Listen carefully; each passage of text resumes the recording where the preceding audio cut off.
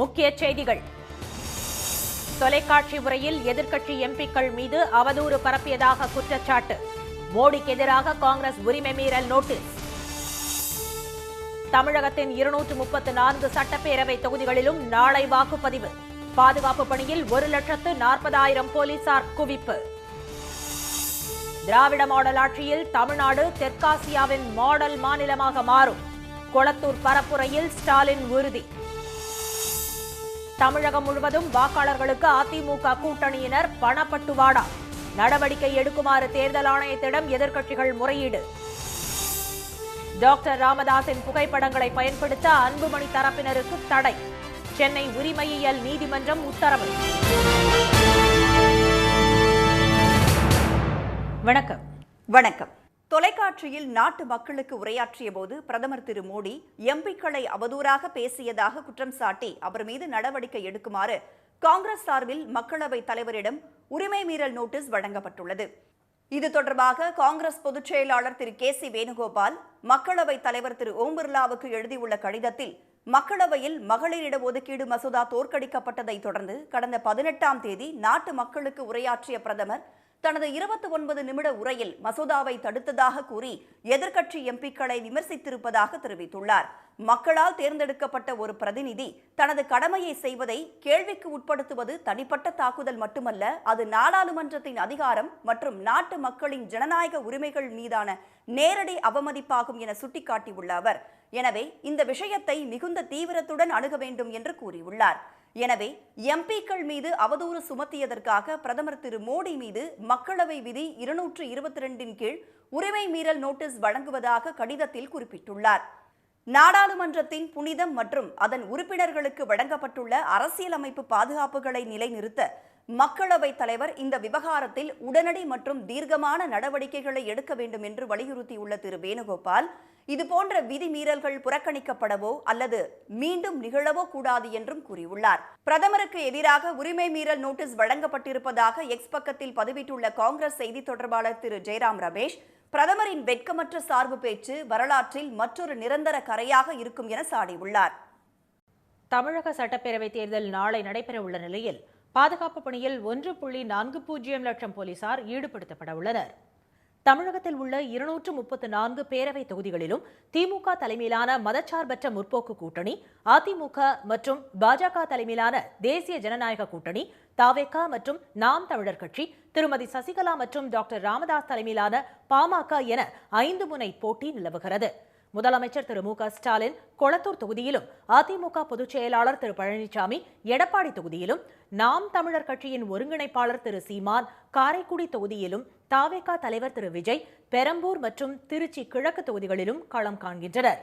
கடந்த ஒரு மாதத்திற்கும் மேலாக தமிழகத்தின் பல்வேறு பகுதிகளில் தலைவர்கள் தங்கள் கூட்டணி வேட்பாளர்களுக்கு ஆதரவு திரட்டினர்.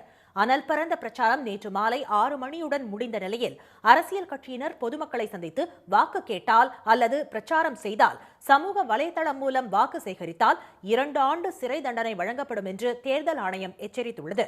இந்நிலையில் 234 தொகுதிகளிலும் நாளை காலை 7 மணிக்கு வாக்குப்பதிவு தொடங்குகிறது. மாலை 6 மணி வரை வாக்குப்பதிவு நடைபெறும். வாக்குப்பதிவு முடிந்து நாளை இரவு வாக்கு எந்திரங்களுக்கு சீல் வைக்கப்பட்டு துப்பாக்கி போலீஸ் பாதுகாப்புடன் வாக்கு எண்ணிக்கை மையங்களுக்கு கொண்டு செல்லப்படும். இதைத் தொடர்ந்து அடுத்த மாதம் 4ஆம் தேதி வாக்கு எண்ணிக்கை நடைபெறும். தமிழகத்தில் மொத்தம் 5,73,43,291 வாக்காளர்கள் உள்ளனர். இதில் 2,80,30,658 ஆண் வாக்காளர்களும், 2,93,04,905 பெண் வாக்காளர்களும், 7,728 மூன்றாம் பாலின வாக்காளர்களும் உள்ளனர். மாநிலம் முழுவதும் 75,064 வாக்குச்சாவடி மையங்கள் அமைக்கப்பட்டுள்ளது. வாக்களிக்க வசதியாக நாளை பொது விடுமுறை அளிக்கப்பட்டுள்ளது. தேர்தலை முன்னிட்டு பன்னாரி திம்பம் இடையே தேசிய நெடுஞ்சாலையில் 3 நாட்கள் கனரக வாகன போக்குவரத்துக்கு தடை விதித்து ஈரோடு மாவட்ட ஆட்சியர் உத்தரவிட்டுள்ளார். மலைக்கிராம வாக்குச்சாவடிகளுக்கு தேர்தல் தளவாட பொருட்களை எளிதாக எடுத்து சென்று வர இந்த நடவடிக்கை எடுக்கப்பட்டுள்ளது. தேர்தல் பாதுகாப்பு பணியில் 1.40 லட்சம் போலீசார் ஈடுபடுத்தப்பட உள்ளனர். அத்துடன் தமிழ்நாடு முழுவதும் 300 கம்பெனி துணை ராணுவ படையினர் பாதுகாப்பு பணியில் ஈடுபட உள்ளனர். இன்று காலை 10 மணி முதல் வாக்குப்பதிவு இயந்திரங்கள் பலத்த பாதுகாப்புடன் அனைத்து வாக்குச்சாவடிகளுக்கும் அனுப்பப்படும். தமிழ்நாட்டை இந்தியாவின் நம்பர் 1 மாநிலமாக மட்டுமல்ல, தெற்காசியாவின் மாடல் மாநிலமாக மாற்றி காட்டுவேன் என முதலமைச்சர் திரு மு க ஸ்டாலின் தெரிவித்துள்ளார். தாம் போட்டியிடும் கொளத்தூர் தொகுதியில் நேற்று பிரச்சாரத்தை நிறைவு செய்த அவர், முந்தைய அதிமுக ஆட்சி காலத்தில் சென்னை நகருக்கு எதுவும் செய்யாமல் தலைநகரையே தவிக்க விட்டார்கள் என சாடினார். தலைநகர் சென்னைக்கு சமமாக இருந்த மற்ற மாநில தலைநகரங்கள் 10 ஆண்டு கால அதிமுக ஆட்சியில் வேறு லெவலுக்கு போயிருந்தார்கள் என தெரிவித்த திரு ஸ்டாலின், திராவிட மாடல் ஆட்சி பதவியேற்றதும் சென்னையின் அனைத்து பகுதிகளிலும் மேம்பாலங்கள், பூங்காக்கள், நூலகங்கள், மழைநீர் வடிகால்கள், விளையாட்டு மைதானங்கள், நவீன பேருந்து நிலையங்கள் என சென்னையின் முகத்தையே மாற்றிவிட்டோம் என கூறினார். வடசென்னை வளர்ச்சி திட்டம் என ஸ்பெஷலாக கொண்டு வந்து 8000 கோடி ரூபாய் ஒதுக்கி உட்கட்டமைப்புகளை மேம்படுத்தி வடசென்னையோட இமேஜையை மாற்றிட்டோம். நிறைய பேர் எப்படி இருந்த இடம் இப்படி மாறி போச்சு அப்படின்னு ரீல்ஸ் எல்லாம் போடுறாங்க. அதையெல்லாம் பார்க்கும்போது எனக்கு ஏற்படுகிற மகிழ்ச்சியை விவரிக்க வார்த்தைகளே இல்லை. அதிமுகவோட 10 ஆண்டு ஆட்சியில் கண்டுகொள்ளாமல் இருந்த சென்னைக்கு தலைநகருக்குரிய கவனத்தை செலுத்தி இப்போதான் அது நிமிர்ந்திருக்கு. நம்ம ஆட்சியில் தலைநகரை தலை சிறந்த நகரமாக மாற்றியிருக்கிறோம். அடுத்த கட்டமாக சென்னை சூப்பர் 6 என்ற பெயரில் ஒரு சிறப்பு செயல் திட்டத்தையும் அறிவித்திருப்பதாக சுட்டிக்காட்டிய முதலமைச்சர், சென்னை மட்டுமல்ல தமிழகத்தின் மற்ற பகுதிகளிலும் திராவிட மாடல் அரசு பல்வேறு திட்டங்களை செயல்படுத்தி இருப்பதாக கூறி அவற்றை பட்டியலிட்டார். எல்லா துறையிலும் தமிழ்நாடு சிறக்க உழைப்பவன்தான் இந்த முத்துவேல் கருணாநிதி ஸ்டாலின் என்ற அவர், நம்மை எதிர்த்து நிற்பவர்கள் டெல்லியின் அடிமைகள் என சாடினார். அதனால்தான் இந்த தேர்தலையே தமிழ்நாடு வெர்சஸ் என்டிஏ, தமிழ்நாடு அணி வெர்சஸ் டெல்லி அணி என சொன்னதாக கூறிய முதலமைச்சர், இந்த ஸ்டாலினும் திமுகவும் இந்த மண்ணில் இருக்கும் வரை என்டிஏவால் தமிழ்நாட்டின் டிஎன்ஏவை சிதைக்க முடியாது என்றும் கூறினார். தமிழ்நாட்டுக்கு என ஒரு தனித்துவம் இருக்கு. ஒன்றிய பாஜக எல்லா மாநிலத்தையும் அவங்களால கண்ட்ரோல் பண்ண முடியும்னு நினைக்கிறாங்க. ஆனால் அவங்களுக்கு எப்போவுமே அவுட் ஆஃப் கண்ட்ரோலாக இருக்குது ஒரே மாநிலம் நம்ம தமிழ்நாடு தான்.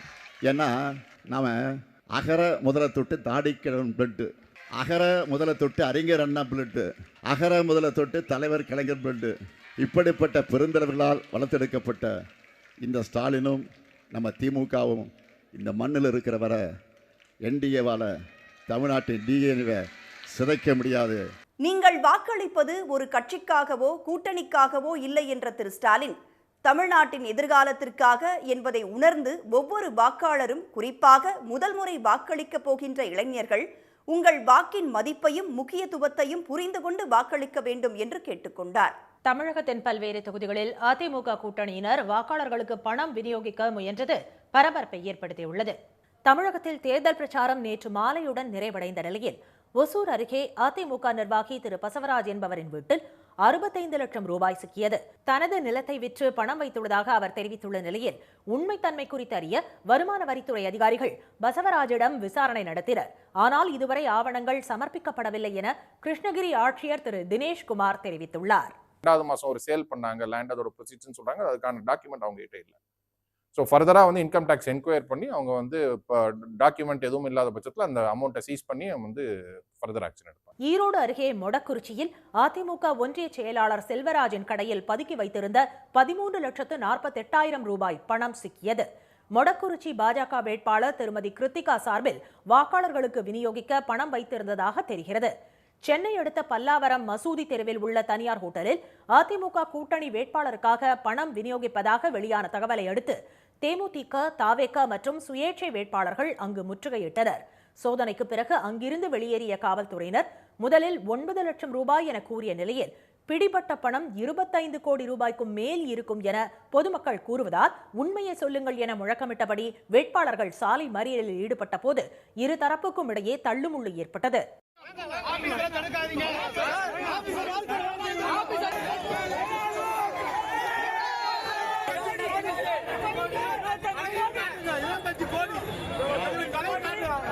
பணம் விநியோகம் செய்த ஒருவரை தப்பவிட்ட நிலையில் ஐஜேகே வேட்பாளர் திரு வெங்கடேசனை தகுதி நீக்கம் செய்யுமாறு அவர்கள் கோரிக்கை விடுத்துள்ளனர். அமௌண்ட் கம்மியா சொல்றாங்க.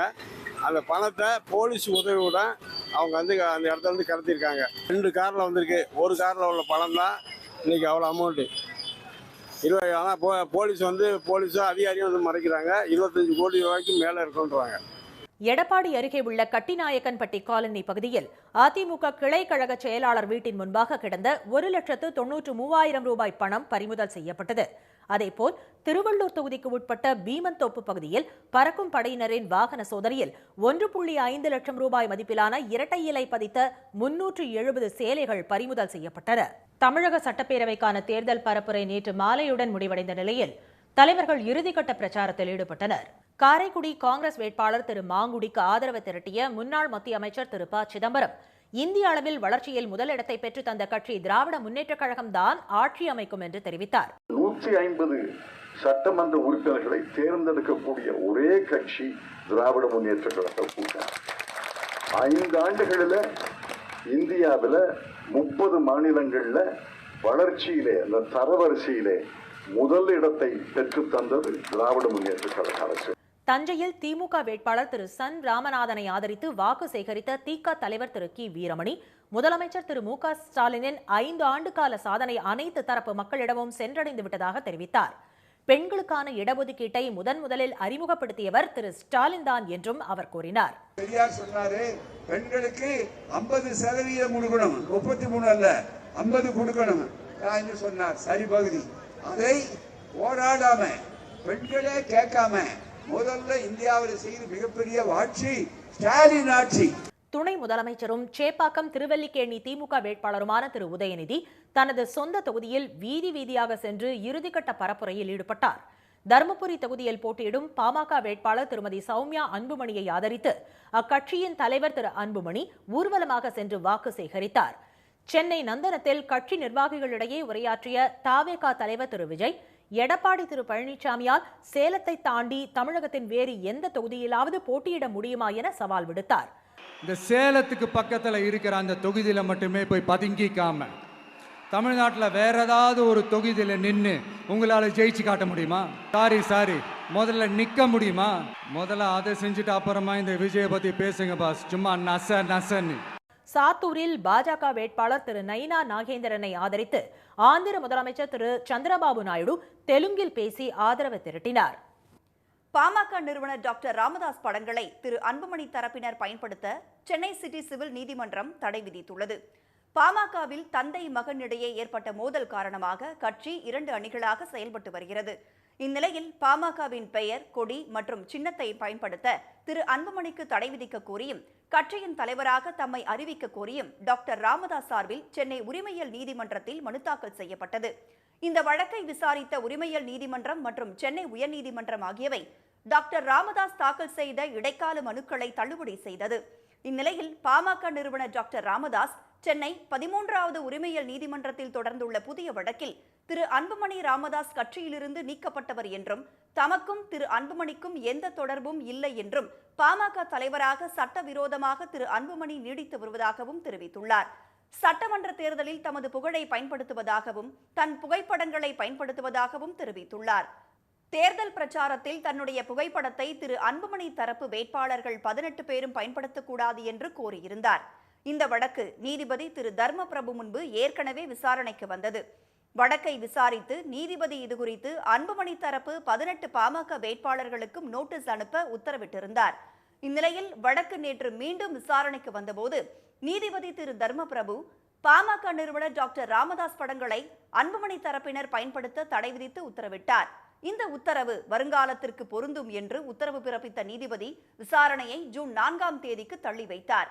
இதனிடையே டாக்டர் ராமதாஸ் நேற்று வெளியிட்ட வீடியோ பதிவில் கொள்கைகளை குழி தோண்டி புதைத்துவிட்டு பணத்திற்காக டாக்டர் அன்புமணி என்று அலையத் தொடங்கினாரோ அன்றே ஒரு தந்தையாக தாம் இறந்து விட்டதாக வேதனை தெரிவித்துள்ளார். மக்கள் நலனை புறக்கணித்துவிட்ட சுயலாபத்திற்காக செயல்படும் திரு அன்புமணி தலைமையிலான துரோக கும்பலை மக்கள் புறக்கணிக்க வேண்டும் என்று கேட்டுக்கொண்டுள்ளார்.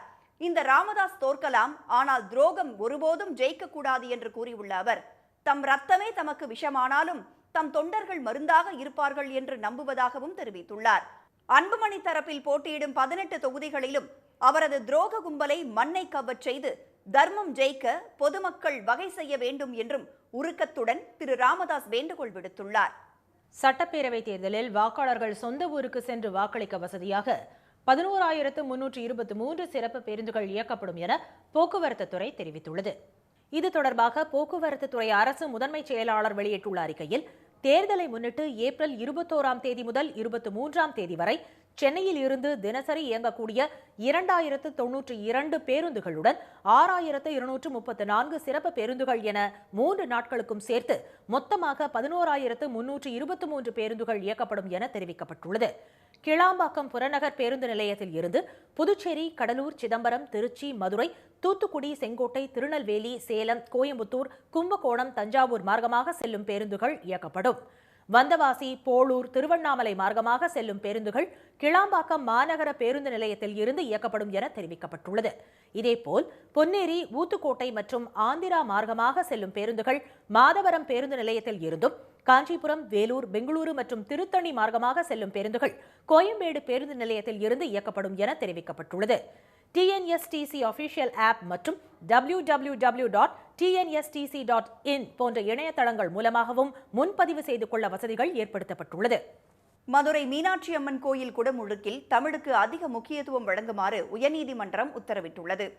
கரூரைச் சேர்ந்த வழக்கறிஞர் திரு தமிழ் ராஜேந்திரன் உயர்நீதிமன்ற மதுரை அமர்வில் தாக்கல் செய்த மனுவில், தமிழகத்தில் கோயில் குடமுழுக்குகளில் மந்திரங்கள் ஓதும்போது சமஸ்கிருத மந்திரங்களுக்கு இணையாக தமிழ் மந்திரங்களையும் ஓத வேண்டும் என பல்வேறு வழக்குகளில் உயர்நீதிமன்றம் உத்தரவிட்டுள்ளதை சுட்டிக்காட்டியுள்ளார்.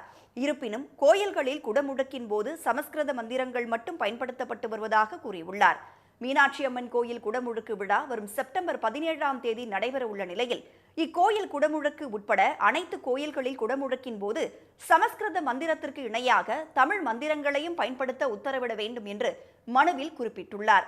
இந்த மனு விசாரணைக்கு வந்தபோது மனுதாரர் தரப்பு வாதங்களை கேட்ட நீதிபதி திரு பரத சக்கரவர்த்தி, சங்கம் வைத்து தமிழ் வளர்த்தது மதுரை மாநகரம் என்று சுட்டிக்காட்டினார். மீனாட்சி அம்மன் கோயில் பொற்றாமரை குளத்தில் தான் திருக்குறள் அரங்கேற்றப்பட்டதாக வரலாறு கூறுவதாகவும் தெரிவித்த அவர், தமிழுக்கு சிறப்பு செய்யும் மதுரையில் மீனாட்சி அம்மன் கோயில் குடமுழுக்கு விழாவில் மற்ற கோயில்களை விட தமிழ் மந்திரங்களுக்கு அதிக முக்கியத்துவம் வழங்க வேண்டும் என்றும், கோயில் குடமுழுக்கு தொடர்பாக உயர்நீதிமன்றம் ஏற்கனவே பிறப்பித்த உத்தரவுகள் நடைமுறைப்படுத்தப்பட்டது தொடர்பாக அறிக்கை தாக்கல் செய்ய வேண்டும் என்று உத்தரவிட்டு வழக்கு விசாரணையை ஜூன் மாதத்திற்கு ஒத்திவைத்தார். ஈரானுடனான தற்காலிக போர் நிறுத்தத்தை நீட்டிப்பதாக அமெரிக்க அதிபர் டொனால்டு ட்ரம்ப் அறிவித்துள்ளார். ஈரானுக்கும் இஸ்ரேல், அமெரிக்காவுக்கும் இடையே 40 நாட்கள் நடைபெற்று வந்த போர் பாகிஸ்தானின் மத்தியஸ்தத்தால் கடந்த 8ஆம் தேதி தற்காலிகமாக முடிவுக்கு வந்தது. அதன்படி அமெரிக்காவுக்கும் ஈரானுக்கும் இடையே முடிவான 2 வார கால தற்காலிக போர் நிறுத்த ஒப்பந்தம் இன்றுடன் முடிவடைகிறது. போரை நிரந்தரமாக நிறுத்துதல், ஹோர்மோஸ் நீரணையை நிரந்தரமாக திறத்தல், செறிவூட்டப்பட்ட யுரேனியத்தை அமெரிக்காவிடம் ஒப்படைத்தல், அணுசக்தி ஒப்பந்தத்தில் கையெழுத்திடுதல் உள்ளிட்ட நிபந்தனைகளை முன்வைத்து ஈரானிய பிரதிநிதிகளுடன் கடந்த 11ஆம் தேதி அமெரிக்கா நடத்திய முதற்கட்ட பேச்சுவார்த்தை தோல்வியில் முடிந்தது. 2ஆம் கட்ட பேச்சுவார்த்தைக்கு ஈரான் இசைவு தெரிவிக்காத சூழலில் அந்நாட்டின் மீது மீண்டும் குண்டுமழை பொழியும் என ட்ரம்ப் எச்சரித்திருந்தார். இந்நிலையில் மோதலை முடிவுக்கு கொண்டுவர ஈரான் ஒரு முன்மொழிவை முன்வைக்கும் வரை போர் நிறுத்தம் தொடரும் என அறிவித்துள்ள ட்ரம்ப், அதே சமயம் நீரிணையில் அமெரிக்க கப்பல்களின் முற்றுகை தொடரும் என ட்ரூத் வலைதள பதிவில் அறிவித்துள்ளார். ஆனால் கடற்படை முற்றுகை என்பது போர் நடவடிக்கை தான் என கண்டனம் தெரிவித்துள்ள ஈரான் வெளியுறவு அமைச்சர் அப்பாஸ் அராக்சி, இந்த விவகாரத்தை எப்படி கையாள வேண்டும் என்பது தங்களுக்கு தெரியும் என கூறியுள்ளார். IPL கிரிக்கெட் தொடரில் அபிஷேக் சர்மாவின் அதிரடி சதம் மற்றும் இஷான் மலிங்காவின் அபார பந்துவீச்சால் சன்ரைசர்ஸ் ஐதராபாத் அணி 47 ரன்கள் வித்தியாசத்தில் டெல்லி கேபிட்டல்ஸ் அணியை வீழ்த்தியது. ஹைதராபாத்தில் நடந்த இப்போட்டியில் முதலில் பேட் செய்த சன்ரைசர்ஸ் அணியில் டிராவிஸ் ஹெட் 37 ரன்னில் ஆட்டமிழந்தார். மறுமுனையில் டெல்லி அணியின் பந்துவீச்சை சிதறடித்த அபிஷேக் சர்மா 10 சிக்சர்கள், 10 பவுண்டரிகளை பறக்கவிட்டு இறுதி வரை ஆட்டமிழக்காமல் 135 ரன்கள் குவித்தார். கிளாசன் இறுதிக்கட்டத்தில் 37 ரன்கள் சேர்க்க 20 ஓவர்களில் சன்ரைசர்ஸ் அணி 2 விக்கெட்டிற்கு 242 ரன்கள் குவித்தது. 243 ரன்கள் என்ற இமாலய இலக்குடன் ஆட வந்த டெல்லி அணி சீரான இடைவெளியில் விக்கெட்டுகளை பறிகொடுத்தது. இஷான் மலிங்கா 4 விக்கெட்டுகளை கைப்பற்றினார். 20 ஓவர்கள் முடிவில் அந்த அணியால் 9 விக்கெட்டிற்கு 195 ரன்களை சேர்க்க முடிந்தது. இதன் மூலம் 47 ரன்கள் வித்தியாசத்தில் அபார வெற்றி பெற்ற சன்ரைசர்ஸ் அணி ஹேட்ரிக் வெற்றியுடன் புள்ளி பட்டியலில் 3வது இடத்திற்கு முன்னேறியுள்ளது. மீண்டும் முக்கிய செய்திகள். தொலைக்காட்சியில் நாட்டு மக்களுக்கு உரையாற்றிய போது பிரதமர் மோடி எம்பிக்களை அவதூறாக பேசியதாக குற்றம் சாட்டி அவர் மீது நடவடிக்கை எடுக்குமாறு காங்கிரஸ் சார்பில் உரிமை மீறல் நோட்டீஸ் வழங்கப்பட்டுள்ளது. சட்டப்பேரவை தேர்தல் நாளை நடைபெற உள்ள நிலையில் பாதுகாப்பு பணியில் 1.40 லட்சம் போலீசார் ஈடுபடுத்தப்பட உள்ளனர். தமிழ்நாட்டை இந்தியாவின் நம்பர் 1 மாநிலமாக மட்டுமல்ல, தெற்காசியாவின் மாடல் மாநிலமாக மாற்றி காட்டுவேன் என முதலமைச்சர் ஸ்டாலின் தெரிவித்துள்ளார். இத்துடன் இந்த செய்திகள் நிறைவடைந்தன. மீண்டும் சன் டிவியில் செய்திகள் மாலை 6 மணிக்கு. செய்திகளை உடனுக்குடன் தெரிந்து கொள்ள QR கோடை ஸ்கேன் செய்து சன் நியூஸ் வாட்ஸ்அப் சேனலில் இணைந்திருங்கள். வணக்கம். வணக்கம்.